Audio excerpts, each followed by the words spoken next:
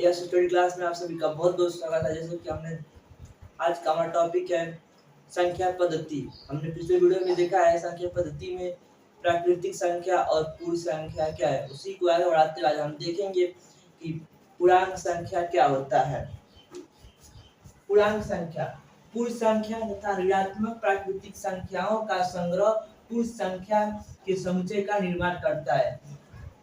पूर्ण संख्या तथा ऋणात्मक प्राकृतिक संख्याओं के संग्रह को जब हमें ऋणात्मक संख्या, ऋणात्मक प्राकृतिक संख्या और पूर्ण संख्या दोनों को आपस में मिला देंगे तो हमारा पूर्णांक संख्या का निर्माण होगा। जैसे कि इसे हम z से प्रदर्शित करते हैं, इसे हम z या i से प्रदर्शित करते हैं।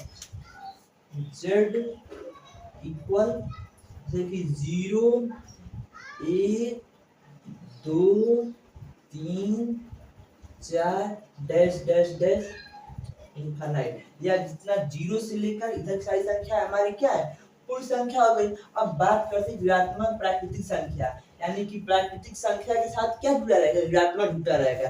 यानी कि माइनस का 1 comma minus 2 comma minus 3 comma 4 minus 4 comma 5 dash dash infinite, यानी कि अनंत। यह हमारी क्या है, यह हमारी पूर्णांक संख्या है। पूर्णांक संख्या वे संख्या जो पूर्ण संख्या तथा ऋणात्मक प्राकृतिक संख्याओं के समुच्चय को हम क्या बोलते हैं, पूर्ण संख्या बोलते हैं। ठीक।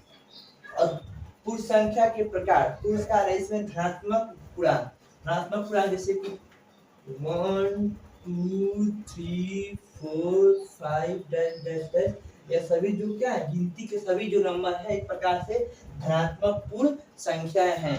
फिर उसी प्रकार से ऋणात्मक पूर्ण संख्या, पूर्णांक संख्या, ऋणात्मक पूर्णांक में माइनस का 1 माइनस का 2 माइनस का 3 minus 4 minus 5 dash dash dash सभी नंबर हमारे क्या होंगे, जो भी गिनती के नंबर है माइनस में होंगे और सभी हमारे ऋणात्मक पूर्णांक संख्या होंगे। फिर दिया है ऋणोत्तर पूर्णांक संख्या का मतलब होता है कि ऋण का त्याग कर देना, जिसमें जो हमारा पूर्ण संख्या है इसमें ऋण का त्याग कर देना, जो हमारा पूर्ण संख्या है इसमें ऋण का त्याग कर देना हमारा क्या हो जाएगा, ऋणोत्तर पूर्णांक संख्या।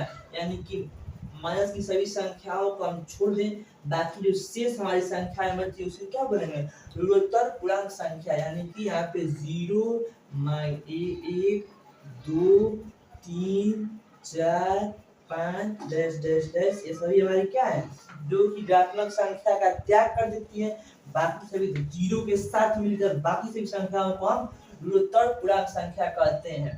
फिर अगला प्रकार है कि धनोत्तर, धन का त्याग कर देगी, बाकी सभी संख्याओं को हम बोलेंगे धनोत्तर पूर्णांक संख्या। जैसे कि 0 माइनस का 1 माइनस का 2 माइनस का 3 माइनस का 4 माइनस का 5 डैश डैश, ये सभी हमारी क्या है, धनोत्तर पूर्णांक संख्या, यानी कि धन का त्याग कर दी है।